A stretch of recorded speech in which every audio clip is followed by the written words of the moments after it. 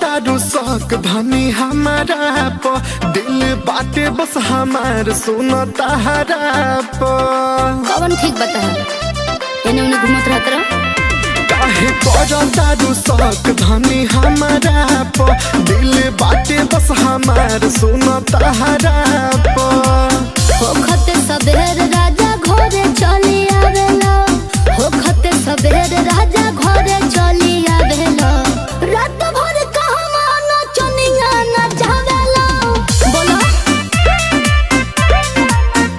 हो रात भर कहवा नचनिया नचावेला खाली सके करेलू बोलबा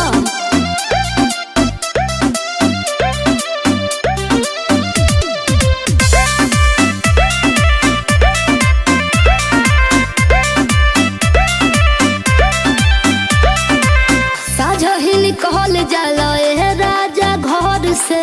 चलता चक्कर भोला कवना में हर से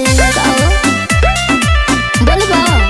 ए रानी यही सुनना बा कुछ बात हो अच्छा। खालब क्रिया धके माते हाथ हो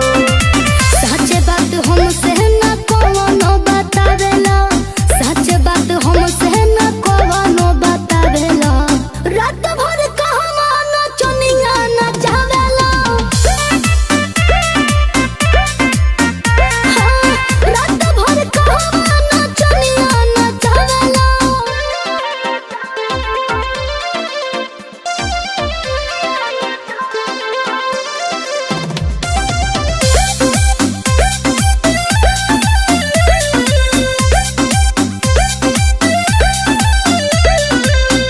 सही जे रही पिया तो हर चाल हो